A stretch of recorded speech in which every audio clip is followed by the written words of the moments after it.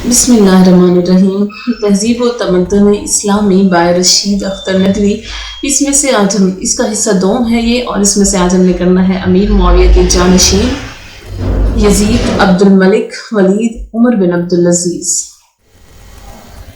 یزید، کچھ عجیب بات ہے کہ جناب امیر معاویہ نے اپنے جس بیٹے کی خاطر اتنی زبردست جد و جہد کی، امام حسن رضی اللہ عنہ کی موت پر سجدہ شکر بجا لائے اور حج کے موقع پر ملت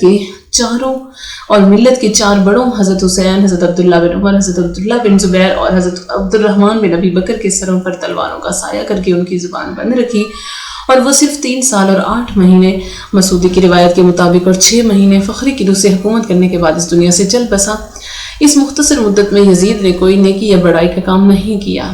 اس کا نامہ اعمال گناہوں سے تو بھرا ہے، لیکن کوئی نیکی اس کے حصے میں نہ آئی۔ اس نے مدینہ کی اینٹ سے اینٹ بجائی اور 94 بنو ہاشم اور 4000 مدینیوں کو قتل کیا۔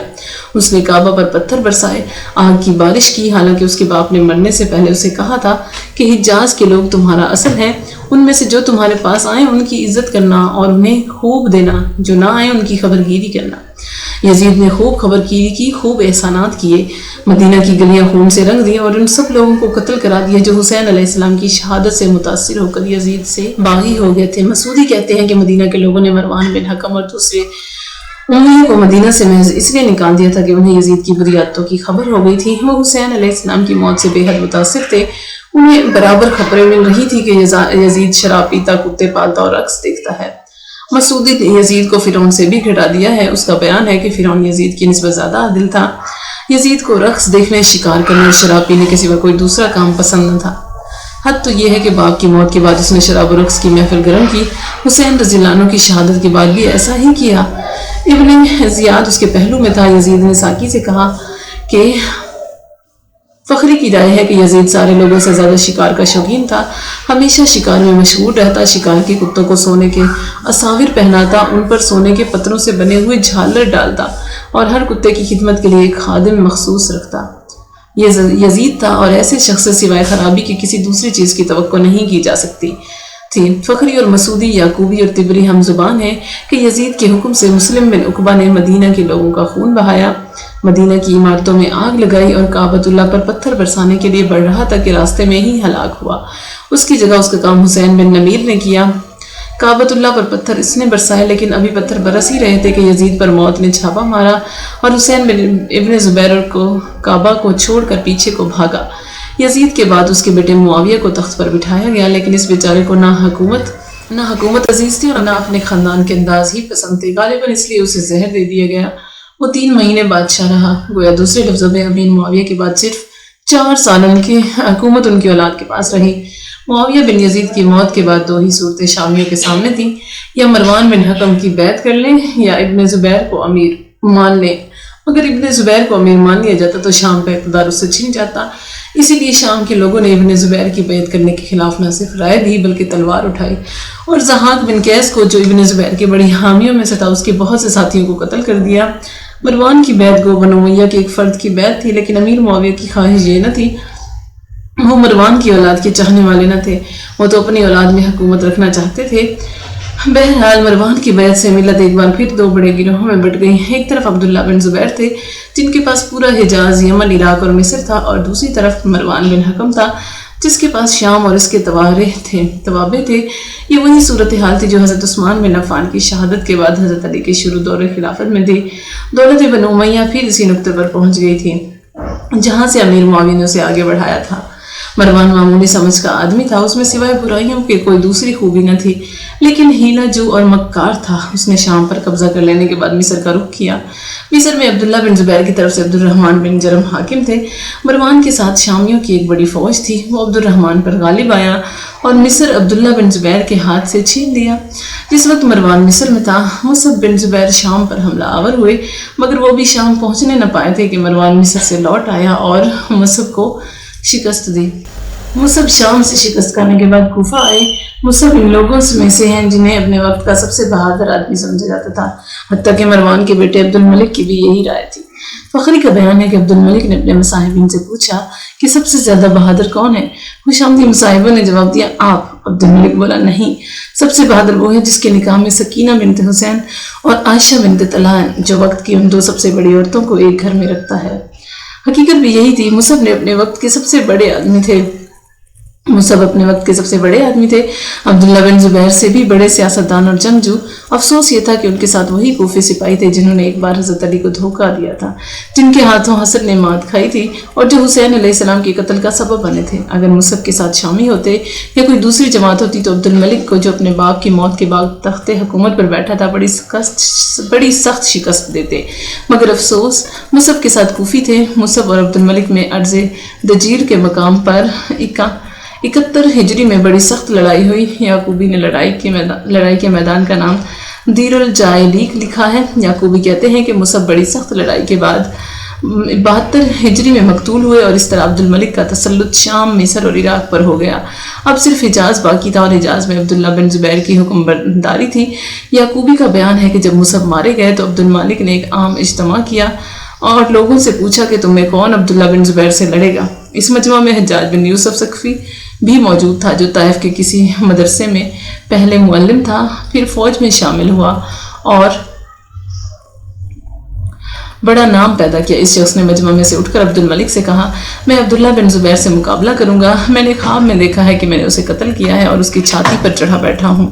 عبد الملک نے حجاج بن یوسف کے چہرے پر نگاہ کی اور پھر اسے اتنے بڑے کام کے لیے چن لیا۔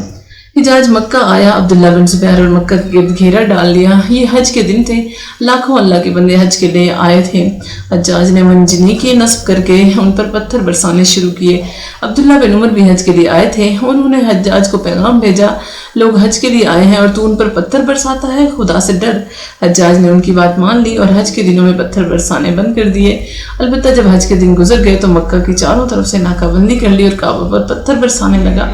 یہ اس تہذیب کا نیا پہلو تھا جو بنو امیہ اور ان کے حامی دنیا کے سامنے رکھ رہے تھے۔ چونکہ یہ بھی ایک تہذیب تھی، اس لیے ہمیں لازم ہوا کہ ہم چند الفاظ کے متعلق بھی لکھیں۔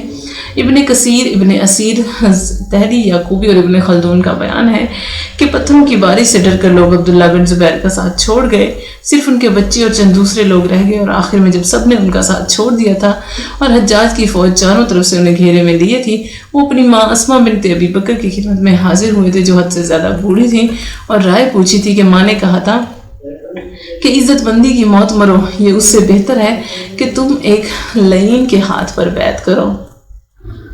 تبری اور ابن اسیر کا بیان ہے کہ ماں نے کہا کہ اگر تم حق پر ہو اور تمہیں یقین ہے کہ تم نے غلط راہ اختیار نہیں کی تو مجھ سے کیا پوچھتے ہو، حق کے لیے جان دے دو۔ عبداللہ بن زبیر نے ماں کی پیشانی چومی، بوڑھی پیشانی جسے ابو بکر چومتے رہے تھے۔ یہ زبیر بن عوام کے لیے ہمیشہ تعظیم و محبت کا مخزن رہی تھی۔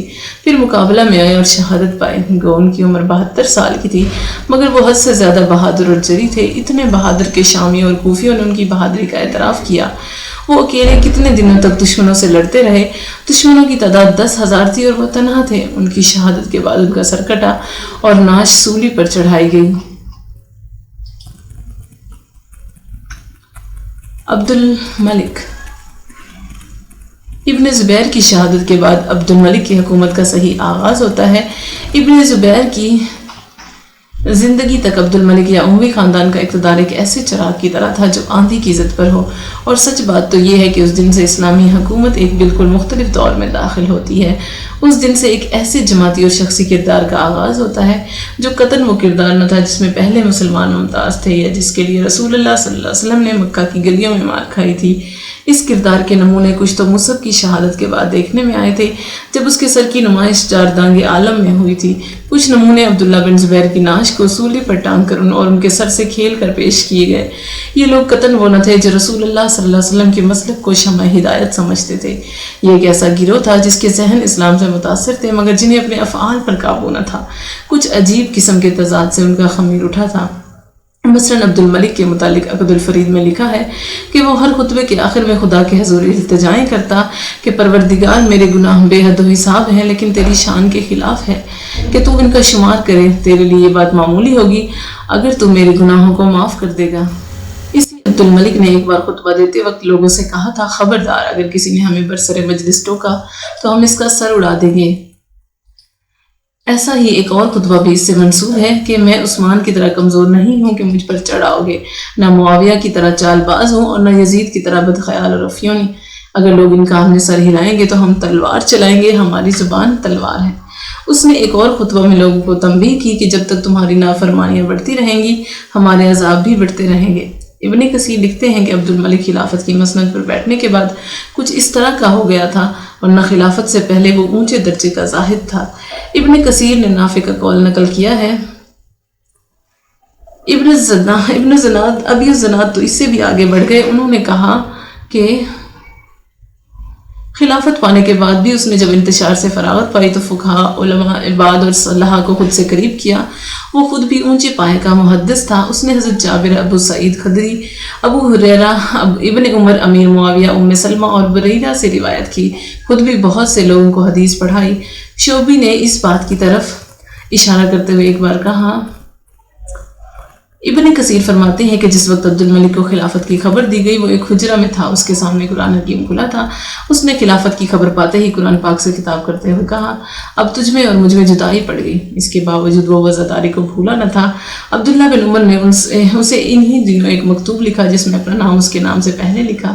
لوگوں نے اس پر اعتراض کیا مگر عبد الملک نے عبداللہ بن عمر سے شکوہ کرنے کو وزاداری کے خلاف سمجھا۔ ابن کثیر نے عبد الملک کے کردار کے سلسلے میں ایک عجیب و غریب روایت بیان کی ہے۔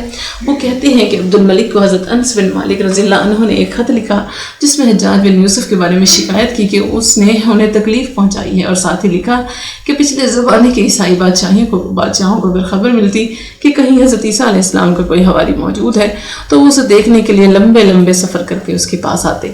اسی طرح یہود کے بادشاہ بھی اپنے نبی کی حواریوں کی بے حد تعظیم کرتے۔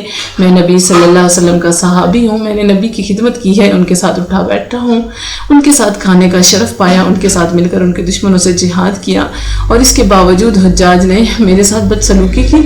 عبد الملک یہ خط پڑھتا جاتا اور روتا جاتا۔ راوی کا بیان ہے کہ اس خط نے عبد الملک کو بہت رنج دیا اور اس کا غصہ انتہا کو پہنچ گیا۔ اس نے اسی وقت حجاج کی طرف پیغمبر بھیجا کہ جیسا ہی میرا یہ خط تمہیں ملے تم حضرت انس بن مالک کی خدمت میں حاضری دو اور ان سے معافی مانگو۔ دنیا جہان کو معلوم ہے کہ عبد الملک حجاج کو کس قدر چاہتا تھا۔ یہ حجاج ہی تھا جس نے عبد الملک کی حکومت مضبوط بنیادوں پر قائم کی تھی، مگر اس کے باوجود عبد الملک کو صحابی رسول اللہ کی بے عزتی گوارا نہ ہوئی۔ عبد الملک دوسرے بادشاہوں کی طرح تملک، چاپلوسی اور خوشامد کو پسند نہ کرتا تھا۔ ایک موقع پر ایک شخص نے اس سے تخلیہ کی خواہش کی۔ تخلیہ ہوا تو عبد الملک نے اس سے کہا، 3 باتیں ذہن میں رکھ کر مجھ سے گفتگو کرو۔ میری تعریف سے پرہیز ضروری ہے کیونکہ میں اپنے بارے میں تم سے بہتر جانتا ہوں۔ مجھ سے جھوٹ نہ بولنا کیونکہ میں جھوٹ کو پسند نہیں کرتا، اور نہ میری رعایا کے خلاف بھڑکانا، اور نہ مجھے میری رعایا کے خلاف بھڑکانا کیونکہ وہ میرے عفو اور عدل کے زیادہ قریب ہیں۔ یہی بات وہ ہر پیغمبر سے کہا کرتا۔ اس نے اپنے بچوں کے استاد کو نصیحت کر رکھی تھی کہ بچوں کو قرآن پڑھانے کے ساتھ ساتھ سچ بولنے کی تعلیم بھی دے۔ ایک بار ایک شخص اس کے پاس آیا اور اسے مکتوب دیا جس میں لکھا تھا، ان اللہ قد جعلک بینہ وبین عبادہ فاحکم بینہم بالحق ولا تتبع الہوی ویضلک عن سبیل اللہ ان الذین یضلون عن سبیل اللہ لہم عذاب شدید۔ اسی طرح اور بھی نصائحیں تھیں۔ عبد الملک نے ایک خط پڑھا، اس شخص سے کچھ نہیں کہا، پریشانی میں حرم میں آیا۔ یہ پریشانی کئی دن تک اس کے چہرے سے ظاہر ہوتی رہی۔ ایک بار خطبہ دیتے وقت اس نے خطبہ روک دیا اور بچوں کی طرح رو رو کر اپنے رب سے اپنے گناہوں کی معافی چاہنے لگا۔ ان ساری باتوں کے باوجود، جیسا کہ ہم نے پیچھے عرض کیا، عبد الملک کا کردار کچھ عجیب گورکھ دھندا تھا۔ وہ جہاں کوڑے سے کام چلایا جا سکتا تھا وہاں تلوار استعمال کرتا۔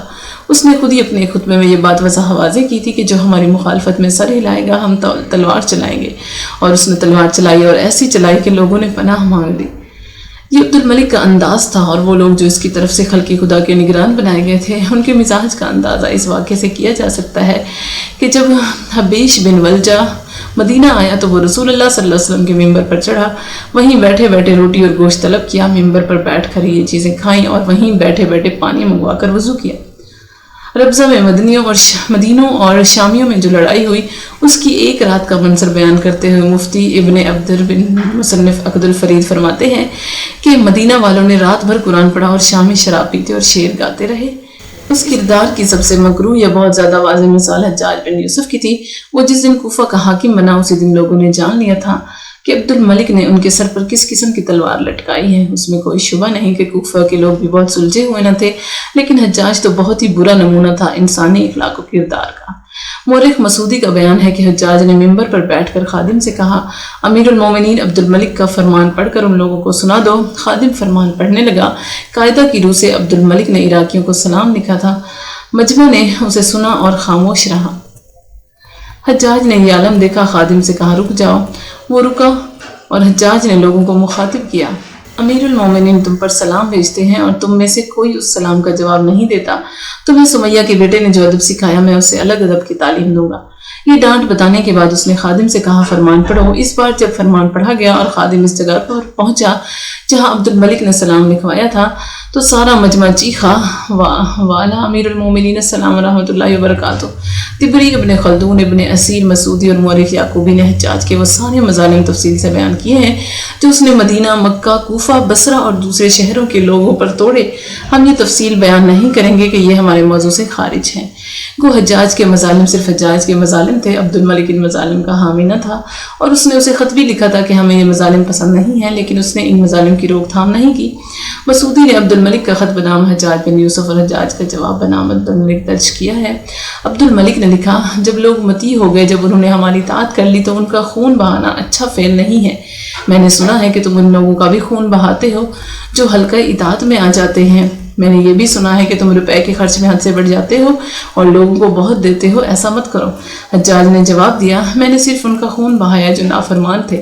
یہ خون میں نے اپنے لیے نہیں آپ کے لیے بہایا ہے۔ میں لوگوں کو روپیہ اپنے لیے نہیں آپ کے لیے دیتا ہوں، اس سے میری ذات کو نہیں آپ کی ذات کو فائدہ پہنچتا ہے۔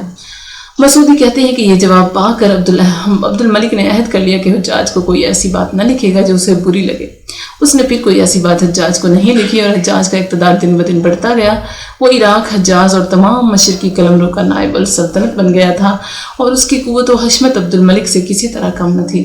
عبد الملک کو اس پر بے حد اعتماد تھا۔ اس نے مرتے وقت اپنے بیٹے ولید کو وصیت کی تھی کہ حجاج کی حمایت کبھی ترک نہ کرنا۔ وہ ہماری بنا و اساس ہے، جس کی حکومت کی بنا و اساس حجاج بن یوسف پر ہو، اس کے انداز حکمرانی کے بارے میں کچھ زیادہ تفصیل سے کام لینے کی ضرورت معلوم نہیں ہوتی۔ اس میں کوئی کلام نہیں کہ عبد الملک بڑا عالم، بہت بڑا ادیب اور ذہین بادشاہ تھا۔ عقد الفرید نے ابو الحسن مدائنی کا قول نقل کیا ہے کہ عبد الملک معاویہ سے زیادہ محتاط اور زیادہ دانا تھا۔ تیسرا، ولید۔ عبد الملک کا بیٹا ولید باپ سے کسی طرح کم نہ تھا۔ ولید کی سخت گیری کے بارے میں بہت سے افسانے تاریخوں میں ملتے ہیں۔ ہم نے بھی اپنی کتاب مسلمانان اندلس میں مورخین کے انہی افسانوں سے متاثر ہو کر ولید کے بارے میں غلط رائے قائم کر لی تھی۔ ابن عساکر اور ابن کثیر کے ذریعے ولید کے صحیح حالات معلوم ہوئے تو آنکھیں کھل گئیں۔ ابن عساکر اور ابن کثیر کا بیان ہے کہ گو ولید کی زبان کچھ زیادہ فصیح نہ تھی، زیادہ پڑھا لکھا بھی نہ تھا۔ عبد الملک نے اس کی تعلیم کے لیے بڑے علماء اکٹھے کیے تھے اور وہ کئی سال کی محنت کے بعد پہلے ایسا ہی تھا، مگر وہ کٹر مسلمان تھا۔ اس کا پہلا ثبوت یہ ہے کہ اس کی انگوٹھی پر یہ الفاظ لکھے تھے کہ اومن باللہ مخلصا، دوسری انگوٹھی پر کندہ تھا، یا ولید انت میت۔ ولید کو قرآن پاک سے بے حد محبت اور ایک گونا عشق تھا۔ وہ ہر 3 اور ہر 7 دن میں قرآن ختم کرتا، رمضان المبارک میں سارے روزے رکھتا اور 17 مرتبہ قرآن ختم کرتا۔ جب تک جامع مسجد کی تعمیر جاری رہی اور یہ 10 سال رہی، ولید ہر روز چاندی کے ٹکڑے قرآن پڑھنے والے قاریوں میں بانٹتا رہا۔ اس مسجد پر اس نے جس طرح محنت کی، اس کی تعمیر میں جس خلوص کا اظہار کیا، وہ اس بات کا بیان شاہد ہے کہ ولید مخلص مسلمان تھا۔ اس نے وہ گرجا منہدم کرنے کا ارادہ کیا جس کی جگہ مسجد کی بنا رکھی، تو نصرانیوں نے اسے کہا کہ ہماری کتابوں میں لکھا ہے جو اسے توڑے گا پاگل ہو جائے گا۔ ولید نے قسم کھائی کہ میں اللہ کے لیے پاگل ہونا سب سے زیادہ پسند کرتا ہوں اور یہ پہلا میں ہوں گا۔ ولید نے تخت پر بیٹھتے ہی اس جامع مسجد کی تعمیر شروع کی۔ مسجد کی تعمیر کا کام اسے اتنا عزیز تھا کہ وہ ہر وقت مسجد میں بیٹھا اس کی تعمیر دیکھتا رہتا۔ ولید کو رسول اللہ صلی اللہ علیہ وسلم کے شہر مدینہ سے بہت محبت تھی۔ اس کا مظہر مسجد نبوی تھی جس کی تعمیر پر اس نے روپیہ پانی کی طرح بہایا۔ اہل شام ولید کو بے حد پسند کرتے تھے۔ اسی وجہ سے مورخین میں سے ابن جریر نے کہا کہ کان ولید عند اہل الشام افضل خلفاہم بنی المسجد بھی دمشق و آتی الناس و آتی المجذوبین۔ یہ حقیقت تھی، ولید نے اپنی حکومت کے زمانے میں رفاع عام کے بہت سے کام کیے، خیراتی ہسپتال بنوائے، محتاج خانے کھولے، ہر لنگڑے لولے کو خادم مہیا کیے اور ہر محتاج کا روزینہ اور تنخواہ مقرر کر دی۔ ابن عساکر، ابن جریر اور ابن کثیر نے ولید کے بہت تعریف کی ہے۔ البتہ یہ صحیح ہے کہ وہ بہت غصیل تھا، جب غصہ آتا تو کسی بات کا لحاظ نہ کرتا۔ اس کے باوجود اس کے حکومت میں عوام نے بہت سکھ پایا۔ اس کا زمانہ بڑے امن کا زمانہ ہے۔ اس کے دور میں اسلامی مملکت نے عبد الملک کے زمانے سے زیادہ استحکام پایا۔ خوشحالی بڑی اور خزانے دولت سے معمور ہوئے۔ ولید کا بھائی سلیمان ولید سے بہت مختلف تھا، یہی وجہ تھی کہ دونوں میں نہ بنتی تھی، اور غالباً اسی لیے سلیمان نے ان لوگوں کو بہت رسوائی بخشی جو ولید کے محبوب تھے، اور بڑے خطرناک عذاب دے دے کر انہیں مارا۔ عمر بن عبد العزیز، مامون نے کچھ مبالغہ نہ کیا تھا، بالکل ٹھیک بات کہی تھی کہ بنو امیہ کو ہم پر ایک بڑی فضیلت حاصل ہے کہ ان میں عمر بن عبد العزیز پیدا ہوئے، اور ہمارا خاندان ان جیسے بزرگ سے محروم ہے۔ مامون تو مامون تھا۔ حضرت انس بن مالک صحابی رسول صلی اللہ علیہ وسلم نے ایک بار عمر بن عبد العزیز کے پیچھے جبکہ وہ مدینہ کے والی تھے نماز پڑھی، اور نماز پڑھتے ہی فرمایا، عمر بن عبد العزیز محض نماز ہی میں رسول اللہ صلی اللہ علیہ وسلم سے مشابہ نہ تھے، بلکہ ان کی ساری زندگی رسول اللہ صلی اللہ علیہ وسلم اور بزرگ صحابہ کے رنگ میں رنگی تھی۔ وہ ایک سچے اور اونچے درجہ کے مسلمان تھے، ایسے مسلمان جن کی تخلیق پروردگار عزیز کو مطلوب و محبوب تھی۔ وہ سلیمان بن عبد الملک کے بعد مسلمانوں کے خلیفہ بنے۔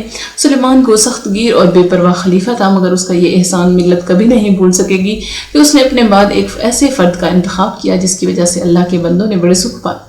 پہلے ہی دن جب عمر بن عبد العزیز نے خلافت کی گدی سنبھالی اور بیعت لینے کے بعد مسجد سے باہر آئے تو لوگوں نے ان کے انداز حکمرانی کے متعلق ہر بات جان لی تھی۔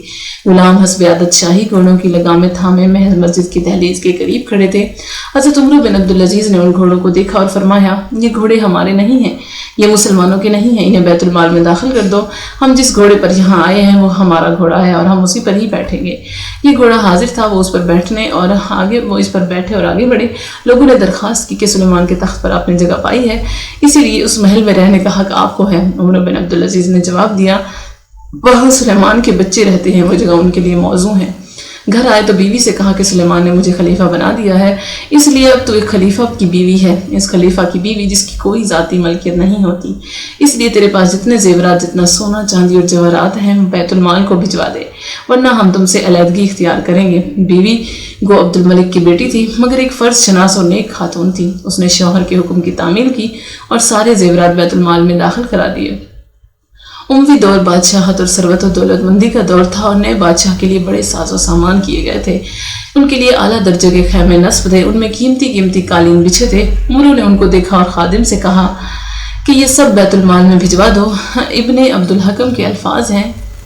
اس کے بعد محل کے اندر آئے اور سلیمان کے اہل ویال نے ان کے سامنے وہ ملبوسات پیش کی جن میں سے بعض میں خوشبو بسائی گئی تھی اور بعض بغیر خوشبو کے تھے۔ خوشبو میں بسے ہوئے کپڑوں کے متعلق سلیمان کے گھر والوں نے کہا کہ یہ ہمارے لیے ہیں، اور جن میں خوشبو نہ تھی ان کو عمر بن عبد العزیز کی خدمت میں پیش کیا اور عرض کیا کہ یہ آپ کے لیے ہیں۔ عمر نے یہ سارے کپڑے مزاحم خادم کے سپرد کیے اور اس کو حکم دیا کہ یہ سب بیت المال میں داخل کر دو، یہ نہ ہمارے ہیں نہ سلیمان کے اور نہ تمہارے۔ اس کے بعد لونڈیاں ان کی خدمت میں پیش ہوئیں، یہ بے شمار لونڈیاں تھیں اور سارے عالم میں منتخب تھیں۔ حضرت عمر بن عبد العزیز نے ان میں سے ایک سے ان کا نام اور حال دریافت کیا، پھر ہر ایک کے متعلق حکم دیا کہ انہیں ان کے گھر والوں میں پہنچا دیا جائے۔ پھر اسامہ بن زید بن تنوخی کی معزولی کا فرمان لکھا۔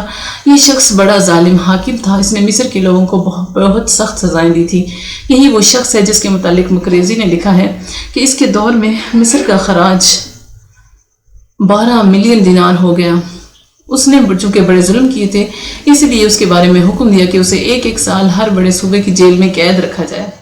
اسی طرح یزید بن ابی مسلم حاکم افریقہ کی معزولی کا فرمان بھی خلیفہ بنتے ہی تحریر فرمایا۔ اس کے زمانے میں بھی افریقہ کے عوام کی زندگی بڑے عذاب میں کٹ رہی تھی۔ یہ کام کر لینے کے بعد عمر بن عبد العزیز نے حضرت علی رضی اللہ عنہ پر لعن کی ممانعت کی اور علی رضی اللہ عنہ پر تبرہ بھیجنے کی بجائے پڑھنا شروع کیا کہ ان اللہ یامرکم بالعدل والاحسان وایتاء ذی القربی۔ یہ معمولی کردار نہ تھا، یہ ایک انقلابی کردار تھا۔ ملک کو اس کردار کی بے حد ضرورت تھی۔ پوری قلمرو میں ان کے اس کردار کو بے حد پسند کیا گیا اور روش ہی بدل گئی۔ لوگ نمازیں کثرت سے پڑھتے، روزے رکھتے اور نیک کام کرتے۔ عمر بن عبد العزیز کے متعلق ایک شاعر نے بالکل صحیح لکھا ہے کہ تمہارا ہر کام نیکی اور بھلائی کا ہے۔ تم لوگوں کو جب نیک کام کا حکم دیتے ہو تو پہلے خود یہ کام کر لیتے ہو۔ تم نے نہ کسی غریب و بے گناہ کو ڈرایا اور نہ کسی کو سزا دی۔ عمر بن عبد العزیز نے اپنی ذات کے لیے تو شاہی خزانے سے صرف چند درہم روزانہ لیے، لیکن پوری سلطنت میں کسی کو محتاج و بے کس نہ رہنے دیا۔ ہر غریب، ہر محتاج اور ہر اپاہج اور اندھے کو سرکاری خزانے سے تنخواہیں دی۔ ابن اسیر اور طبری کا بیان ہے کہ حضرت عمر بن عبدالعزیز نے تخت پر بیٹھتے ہی ساری قلمرو کے عمال کے نام فرمان لکھوائے کہ انسانوں پر ظلم ناقابل معافی جرم ہے، جو بھی اس جرم کا مرتکب ہوا اسے خوفناک سزا دی جائے گی۔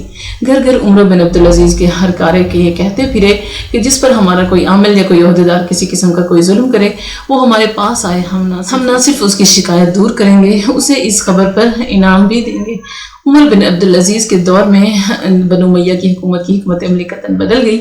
اب نہ کوئی حجاج تھا اور نہ ابن زیاد، نہ یزید بن محلب جیسے آدمی بھی برداشت نہ کیے گئے۔ یزید بن محلب کے خلاف شکایت تھی کہ وہ ظلم و بربریت سے کام لیتا ہے۔ اسے معزول کرنے کے بعد عمر بن عبدالعزیز نے اس کی عملداری کے کئی ٹکڑے کر دیے، بصرہ، کوفہ اور خراسان الگ صوبے قرار دیے اور ہر ایک پر فرض شناس عمال کا تقرر کیا۔ ہر عامل کو ہدایت کی گئی کہ لوگوں پر ظلم نہ کرے۔ طبری کہتے ہیں کہ جب ولید کا دور تھا تو چونکہ ولید کو اچھی عمارتیں بنانے کا شوق تھا، اسی لیے پوری قلمرو میں رعایا نے اچھے اچھے مکان بنوائے اور باغات لگوائے۔ سلیمان کا زمانہ آیا تو چونکہ وہ بہت کھاتا اور اچھے اچھے کھانوں سے رغبت رکھتا، خوبصورت سے خوبصورت عورتوں سے شادی کرتا، اسی لیے لوگوں میں بھی اس کی عادتیں پیدا ہو گئی۔ لوگ بھی اچھے اچھے کھانے کھاتے اور خوبصورت عورتوں سے شادیاں کرنے کو قابل فخر چیز سمجھتے۔ حضرت عمر بن عبدالعزیز کے زمانے میں لوگوں کا رجحان عبادت الہی کی طرف ہوا۔ لوگ خدا کے بندوں کی خدمت کرتے اور ثواب کماتے، کوئی کسی پر ظلم نہ کرتا، کوئی کسی کو دکھ پہنچانے کی کوشش نہ کرتا۔ حضرت عمر جن لوگوں کو عوام کی خدمت پر معمور کرتے وہ حجاج کی طرح بے رحم نہ تھے اور ابن زیاد کی طرح غیر محتاط، اور نہ ابن زیاد کی طرح غیر محتاط۔ اگر کسی سے کسی قسم کی بے احتیاطی یا زیادتی سرزد ہوتی تو عمر اسے معاف نہ کرتے، اسے معزول کر دیتے۔ فتوحات یا لوگوں کو مروب کرنے کے سلسلے میں امیر معاویہ، یزید، زیاد، عبد الملک، ولید یا سلیمان نے جو حکمت عملی وضع کی تھی، عمر بن عبدالعزیز نے قطعاً اس کے مخالف انداز اختیار کیا۔ وہ بے وجہ خون بہانے کے حق میں نہ تھے۔ کوفہ کے حاکم نے انہیں ایک باغی خوذب کے بارے میں اطلاع دی اور لکھا کہ اس شخص کے حامی روز بروز بڑھتے جا رہے ہیں۔ حضرت عمر بن عبدالعزیز نے جواب دیا، جب تک خوذب تمہارے مقابلے میں نہ آئے اسے درگزر کرو، اگر وہ مقابلہ کرے تو تم بھی کسی کو ان کے مقابلے میں بھیج دو۔ خوذب بغاوت پر آمادہ تھا، اس نے 1000 آدمی اپنے ساتھ ملا لیے۔ حضرت عمر بن عبدالعزیز کو اطلاع دی گئی، انہوں نے حاکم کوفہ کو اس کی سرکوبی کا حکم دینے کی بجائے اسے خط لکھا کہ اگر تمہارا مقصود خدا اور اس کے دین کی خدمت ہے تو یہ ذمہ داری میرے کندھوں پر ڈال دو۔ یقین جانو میں اس ذمہ داری کو نبھانے کی پوری کوشش کروں گا۔ بہتر ہے کہ میرے پاس آ جاؤ اور مجھے اپنے خیالات سے آگاہ کرو۔ خوذب نے اپنے 2 نمائندے ان سے گفتگو کرنے کے لیے بھیجے۔ عمر بن عبدالعزیز نے ان سے پوچھا، کیا تمہیں مجھ سے کوئی تکلیف پہنچی جو تم نے میرے خلاف بغاوت کی؟ انہوں نے جواب دیا، جی نہیں، آپ تو بڑے عادل اور منصف ہیں، لیکن کیا آپ ہمیں بتا سکتے ہیں کہ آپ نے یہ گدی زبردستی حاصل کی یا مسلمانوں نے آپ کا انتخاب کیا؟ عمر بن عبدالعزیز نے حقیقت حال کہہ دی، مجھ سے پہلے جو شخص حکومت کرتا تھا اس نے میرا انتخاب کیا اور مسلمانوں نے اسے تسلیم کر لیا، صرف تم نے اختلاف کیا ہے۔ اسی قسم کے سوال و جواب کے بعد خوذب کے نمائندے واپس چلے گئے۔ عمر بن عبدالعزیز نے ان پر کسی قسم کی کوئی سختی نہیں کی، وہ سختی کو پسند نہ کرتے تھے اور جیسے ہی انہیں معلوم ہوتا کہ ان کے کسی عامل نے رعایا پر سختی کی ہے تو وہ اس کی تلافی کر دیتے۔ طبری نے لکھا ہے کہ سمرقند کا ایک وفد ان کی خدمت میں حاضر ہوا جس نے ان سے کہا کہ کیتبہ نے ان کی قوم کو زبردستی ان کے ملک سے نکال کر ان کی جگہ عرب آباد کر دیے ہیں۔ عمر بن عبدالعزیز نے وفد کو یقین دلایا کہ ان کے ساتھ انصاف ہوگا۔ پھر سمرقند کے حاکم کو لکھا کہ تحقیقات کر کے اصل حقیقت معلوم کی جائے۔ حقیقت معلوم کی گئی تو وفد کا بیان صحیح نکلا، اس لیے انہیں ان کے وطن میں پہلے کی طرح آباد کیا گیا اور ان کی زمینیں انہیں واپس دے دی گئیں۔ کوفہ پر پہلے حاکموں نے بڑے مظالم کیے تھے، حضرت عمر بن عبدالعزیز نے ان مظالم کی تحقیقات بھی کرائی اور ان سب لوگوں کو ہر جانے ادا کیے جن پر مظالم کیے گئے تھے۔ آئندہ کے لیے احکام دیے کہ کسی پر ظلم نہ کیا جائے، نہ محاصل کے علاوہ کوئی رقم جرمانہ کی جائے، خراج کی وصولی میں سختی نہ برتی جائے، سرکاری مکانوں اور دکانوں کا نہ کرایہ لیا جائے اور نہ پانی پر ٹیکس لگایا جائے، کوئی حکم شریعت کے خلاف جاری نہ ہو، ایک کے جرم میں دوسرے کو سزا نہ دی جائے۔ حضرت عمر بن عبدالعزیز بیت المال سے روزانہ 8 آنے تنخواہ لیتے۔ یہ 8 آنے کپڑوں کے لیے تھے، خاندان بڑا تھا، بچوں کے کپڑے پھٹے رہتے، خود عمر بن عبدالعزیز کا لباس سالم نہ ہوتا۔ ایک بار بیمار پڑے تو ان کی بیوی کے بھائی اور عبد الملک کے بیٹے ان کی تیمارداری کو گئے، دیکھا کہ وہ ایسی قمیض پہنے ہیں جو گندی اور بودار تھی۔ انہوں نے بہن سے کہا کہ اس قمیض کو بدل ڈالو۔ تیسرے دن پھر گئے تو وہی بودار قمیض عمر کے جسم پر تھی۔ بھائی نے بہن کو ڈانٹا کہ کیسی بےہودہ بات ہے کہ خلیفہ کے جسم پر ایسی بودار قمیض ہے۔ بہن نے روتے ہوئے جواب دیا کہ خدا کی قسم اس قمیض کے سوا عمر کے پاس کوئی دوسری قمیض نہیں ہے، اگر اسے اتار کر دھوتی ہوں تو بیماری کے بڑھنے کا ڈر ہے۔ ابن اسیر کی روایت ہے کہ حضرت عمر بن عبدالعزیز جس دن تخت پر بیٹھے اسی دن شاہی استبل کے سارے گھوڑے بیچ کر ان کی قیمت بیت المال میں داخل کر دی۔ یہ حکم دے کر گھر آئے، بیوی اور لونڈیوں بانیوں کو بلایا اور کہا کہ اب مجھ سے تم لوگوں کا خرچ برداشت نہ ہوگا، اسی لیے میری طرف سے تمہیں اجازت ہے کہ مجھ سے الگ ہو جاؤ۔ عورتیں یہ سن کر رونے لگیں اور علیحدگی اختیار نہیں کی اور اس تنگ ترشی کا برداشت کر لیا جو خلافت کے صدقے میں ان کے حصے میں آئی تھی۔ عمر بن عبدالعزیز کی بیوی فاطمہ کی روایت ہے کہ ایک دفعہ انہوں نے اپنے شوہر کو روتے دیکھا، پوچھا آپ کیوں رو رہے ہیں؟ انہوں نے جواب دیا کہ خلافت قبول کر کے میں نے ایک بڑی ذمہ داری اپنے اوپر لے لی ہے کہ میں ساری مملکت کے غریبوں، محتاجوں، اپاہجوں، لنگڑے، لونڈوں اور کمزوروں کی ضرورتیں پوری کروں، اور اگر کسی کی ضرورت مجھ سے پوری نہ ہو سکی تو خدا کے ہاں کیا جواب دوں گا، یہی بات مجھے رلا رہی ہے۔ ان کا ایک نوجوان بیٹا عبد الملک صرف 17 سال کا تھا۔ اس نے باپ سے مسند خلافت پر قدم رکھتے ہی پوچھا کہ آپ نے یہ مسند قبول تو کر لی ہے مگر اس کی ذمہ داریاں بہت ہیں، اگر آپ نے ان ذمہ داریوں کا احساس نہ کیا، غریبوں اور حقداروں کے حقوق پورے نہ کیے اور ظلم و زیادتی بند نہ کی تو خدا کے ہاں کیا جواب دیں گے؟ باپ نے جواب دیا بیٹے میں ہر صبح و شام مسلمانوں کی خدمت کی کوشش کروں گا اور ان کے حقوق انہیں دوں گا۔ حق بات یہ ہے کہ گو عمر بن عبدالعزیز نے صرف 2.5 سال حکومت کی مگر انہوں نے محتاجوں اور مستحقوں کے حقوق خوب پورے کیے، ہر جگہ سرکاری مہمان خانے کھولے، محتاج خانے قائم کیے، یتیموں اور بیواؤں کے روزینے مقرر کیے اور خلق خدا کو ہر زیادتی اور ظلم سے پناہ دی۔ انہوں نے پہلے دن جو تقریر کی اس کے بعض الفاظ یہ تھے کہ ہمارا ساتھی وہ ہے جو اچھے کاموں میں ہماری مدد کرے اور برے کاموں سے ہمیں روکے اور ہماری رہنمائی کرے، ہمارے سامنے کسی کی چغلی نہ کھائے اور جس بات میں امداد نہ کر سکتا ہو اس میں مداخلت نہ کرے۔ باغ فدق ان کی ذاتی ملکیت تھا، یہ وہی فدق تھا جس پر قیامتیں برپا ہوئی تھیں۔ عمر بن عبدالعزیز نے یہ باغ حضرت فاطمہ کی اولاد کو واپس کر دیا اور نہ صرف باغ واپس کیا بلکہ ان کی ہر ضرورت اپنے اوپر لے لی۔ ابھی 2.5 سال حکومت نہ کر پائے تھے کہ بنو امیہ کے لوگوں نے زہر دے دیا۔ انہیں جس قسم کا زہر دیا گیا تھا اس سے وہ فوراً نہیں مرے، 20 دن تڑپ تڑپ کر اور خون تھوک تھوک کر جان دی۔ ان کی بیوی کا بیان ہے کہ رات کو وہ انہیں سونے کے لیے بھیج دیتے تو وہ کسی خادم کو ان کی خدمت پر مقرر کر جاتی، مگر جب صبح اٹھتی تو دیکھتی کہ خادم باہر سویا پڑا ہے۔ وہ اسے ڈانٹتی اور پوچھتی میں نے تمہیں خدمت کے لیے مقرر کیا تھا۔ خادم جواب دیتا کہ آقا نے سونے کا حکم دیا اور آقا کے حکم کی مخالفت کیسے کی جا سکتی ہے۔ عمر بن عبدالعزیز چند دن بیمار رہ کر اس دنیا سے رخصت ہو گئے اور سارے عالم اسلام کو اپنے لیے روتا ہوا چھوڑ گئے۔ عمر بن عبدالعزیز کی حکمت عملی اور طریقہ کار کو ہم نے کسی قدر وضاحت سے بیان کیا ہے، محض اس لیے کہ پڑھنے والے جان سکیں کہ امیوں کا دامن قیمتی موتیوں سے خالی نہ تھا۔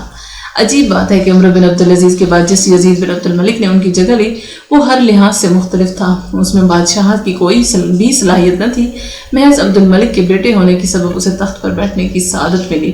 یہی بات ملوکیت کی سب سے زیادہ نقصان دہ ہے کہ اس میں بادشاہ کا بیٹا بادشاہ بنتا ہے، خواہ وہ اس قابل ہو یا نہ ہو۔ یزید بن عبد الملک کو محض اس لیے تخت پر بٹھایا گیا کہ وہ عبد الملک کا بیٹا تھا اور وہ ولی عہد بنایا گیا۔ یزید کے زمانے میں سلطنت نے کوئی خاص ترقی نہیں کی اور نہ اس کی وجہ سے عوام کے حالات سدھرے۔ اس نے بہت سی ان اصلاحات کو بدل ڈالا جو عمر بن عبدالعزیز نے کی۔ اس نے ریاست کو پھر اسی ڈھرے پر چلا دیا جس پر وہ عمر بن عبدالعزیز سے پہلے چل رہی تھی۔ یہ نام کی مناسبت یا محض اتفاق تھا کہ یہ یزید بن عبد الملک بھی یزید بن معاویہ کی طرح حد سے زیادہ شرابی اور غیر ذمہ دار بادشاہ تھا۔ وہ بڑی کثرت سے شراب پیتا، ہر لمحہ مغنیات اور حسین لونڈیوں کی محبت عزیز رکھتا، خصوصیت سے اسے اپنی 2 لونڈیوں سلامہ اور حبابہ سے بے حد لگاؤ تھا۔ وہ دونوں اس دور کی بہت بڑی گانے والیاں تھیں اور یزید نے انہیں بڑی قیمت ادا کر کے حاصل کیا تھا۔ تاریخ میں ایسی محبت کی مثالیں کم ہیں جیسی محبت یزید کو ان دونوں لونڈیوں سے تھی، اور یہ کتنی حیرت کی بات ہے کہ جب ان میں سے ایک بیمار ہوئی تو یزید نے دنیا جہان سے منہ موڑ لیا، اور جب وہ مری تو وہ کئی دن اس کی ناش سے لپٹا رہا، اور جب لوگوں نے اس کی ناش کو دفن کر دیا تو وہ اس کے غم میں روتا مر گیا۔ یزید کے دور میں وہ بغاوتیں ہوئیں، ایک اس کے ہم نام یزید بن محلب نے کی اور دوسرے شوذب نے۔ شوذب خارجی تھا اور عمر بن عبدالعزیز کے حسن کردار کے سبب خود کو مخالفت سے روکے تھا۔ عمر بن عبدالعزیز انتقال فرما گئے تو شوذب اپنے ساتھیوں کے ساتھ بڑے زور کے ساتھ اٹھا یزید کی طرف۔ اس کے بھائی مسلمہ بن عبد الملک جو بہت بڑے سپہ سالار تھے شوذب کی مزاج پرسی پر مقرر ہوئے۔ شوذب اور اس کے ساتھی مارے گئے اور یزید نے اسی خوشی میں خوب شراب پی۔ یزید بن محلب کا سر بھی مسلمہ بن عبد الملک نے توڑا۔ یہ یزید وہی ہے جسے عمر بن عبدالعزیز نے بددیانتی کے الزام میں قید کر رکھا تھا۔ ان کی وجہ سے وہ جیل میں پڑا رہا، ان کے مرتے ہی جیل سے بھاگا اور بغاوت کر دی۔ شام یزید کے بعد اس کا بھائی ہشام تخت پر بیٹھا۔ ہشام کا زمانہ حکومت بہت لمبا تھا، وہ 20 سال حکمران رہا اور اس کے دور میں اموی سلطنت اپنے انتہائی عروج کو پہنچ گئی۔ ہشام بڑا عالم اور بہت اونچا سیاستدان تھا۔ بنو امیہ میں امیر معاویہ اور عبد الملک کے بعد ہشام اپنی سیاست کی وجہ سے تیسرا بڑا بادشاہ سمجھا گیا ہے۔ وہ بہت بخیل اور وسیلہ بادشاہ تھا۔ اس کے دور میں زید بن علی اور یحییٰ بن زید نے خروج کیا۔ یہ خروج گو بغاوت تھا، مگر ہشام نے ان دونوں پر قبضہ پانے کے بعد ان کے ساتھ جو کیا اس کی مثال تاریخ میں نہیں ملتی۔ اس نے ان کی نعشیں سولی پر چڑھائیں، انہیں آگ میں جلایا اور پھر راکھ دریا میں ڈال دی اور ہوا میں اڑا دی۔ غالباً یہی وجہ تھی کہ بنو امیہ کی حکومت اسی دن سے مائل بزوال ہوئی، اور اس ظلم اور بربریت نے ایک نئی بڑی سیاسی جماعت کے لیے بہت سی گنجائشیں پیدا کر دیں۔